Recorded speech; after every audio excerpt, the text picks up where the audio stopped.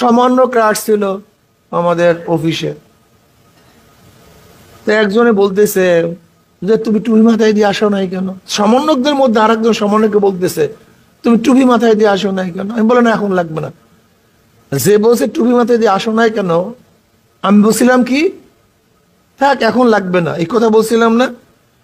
যে ব্যক্তি বলছে টুপি মাথায় আসো নাই কেন, সে বলছে হুজুর এতদিন পরে বুঝলেন। আমি আগেও বুঝছি, কিন্তু আপনি বুঝেন নেই। এতদিন পরে বুঝলেন, বুঝেন নেই যে আমরা বলছি টুপি টুপি অত লাগে না, দাড়ি টাড়ি অত লাগে না।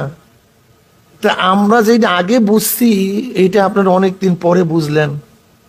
আমি বললাম আমরা অনেক আগে বুঝছি, তুমি ভালো মতো বুঝো নেই। আমি বলি তা আবার কি?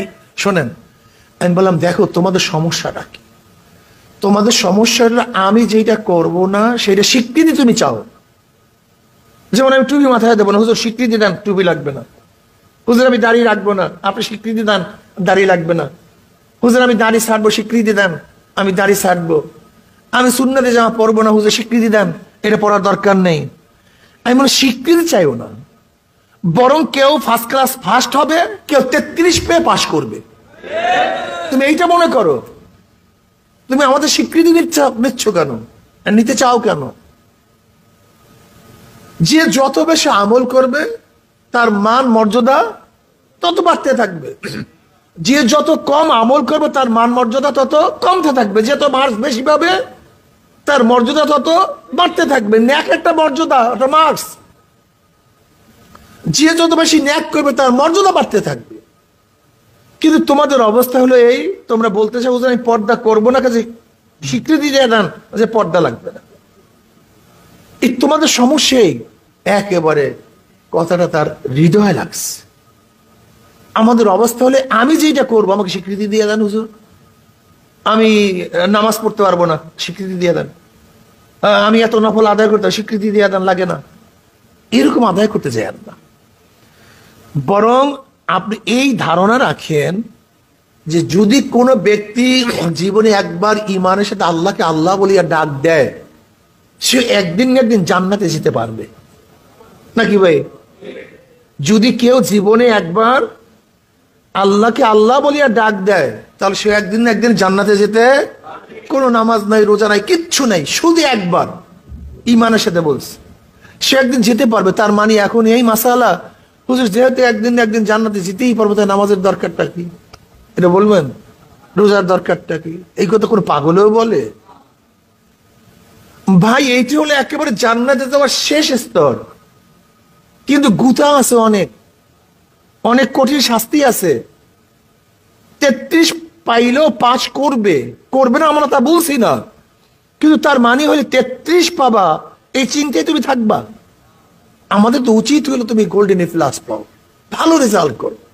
কিন্তু তোমাদের অবস্থা হলে হুজুর এই আমি ঘোরাফেরা সবকিছু করব, খেলাধুলা সবকিছু করব, কাজে আমাকে বললেন সবকিছু ঠিক আছে, এগুলো কোনো কিছু বাদ দেওয়ার দরকার নেই। এরকম যেরকম একজন ছাত্র গবেট হওয়ার জন্য যথেষ্ট, ঠিক আমরাও আমাদের মনের মধ্যে ধারণা করি হুজুর আমরা যা কিছু করি সব স্বীকৃতি দিয়ে দেন, এত কিছুর প্রয়োজন নেই। যদি এরকম হয় তাহলে আমার সে বাজে উস্তাদ আর দুনিয়াতে কেউ নেই। যেমন একজন উস্তাদ একজন ছাত্রকে 33 পর্যন্ত সীমাবদ্ধ রাখতে চায় না, ভালো উস্তাদ চায় তার তারাক্কি হোক। ঠিক একজন ভালো দায়ী চায় আমি যাকে দাওয়াত দেই তার জন্য তারাক্কি হয়। 8টা জান্নাত, 8টা জান্নাতটা কি বলতে পারেন? 8টা জান্নাত কি? এটা 8টা তফকা। যেমন golden A plus, A plus, A B C, এগুলি কি? এগুলি একটা তফকা, একটা তফকা, একটা মান। ঠিক 8টা জান্নাত, 8টা মান। 8টা জান্নাত মানে 8টা মান। নবী আলাইহিস সালাতু ওয়াস সালাম ফরমান এক একটা মানের মধ্যে আরেকটা মানের পার্থক্যটা কি? নবী আলাইহিস সালাতু ওয়াস সালাম ফরমান এক জান্নাত মধ্যে আরেক জান্নাতের পার্থক্য আসমান এবং জমিন যেইভাবে পার্থক্য, এইভাবে পার্থক্য। আমরা চাই যুব আন্দোলনের প্রত্যেকটা ছাত্র, প্রত্যেকটা কর্মী ফার্স্ট ক্লাস ফার্স্ট পাবে, ফার্স্ট ক্লাস ফার্স্ট হবে, গোল্ডেন এ প্লাস পাবে। তার নিজেরা সংশোধন হওয়ার ভিত্তিতে এই জাতিকে সংশোধন করবে। রুহানিয়াত ও জেহাদের সমন্বিত প্রয়াস ভুলবেন না। জোয়ারে গাও ভাসায় দেন না। জোয়ারে গাও ভাসায়েন না। জোয়ারে ঘাও ভাসাবার দল ইসলামী আন্দোলন বাংলাদেশ না। এরা হকের উপরে থাকে। যেখানে হক আছে সেখানে তারা আছে, যেখানে হক নেই সেখানে তারা নেই। মনে রাখবেন, আল্লাহ না করে যদি শুধু ক্ষমতার পাগল হন তাহলে আদর্শ নীতি ঠিক রাখতে পারবেন না। যদি আদর্শ নীতির পাগল হন, আজকে হোক কালকে হোক, একদিন না একদিন ক্ষমতা জিতেই পারবেন ইনশাআল্লাহ।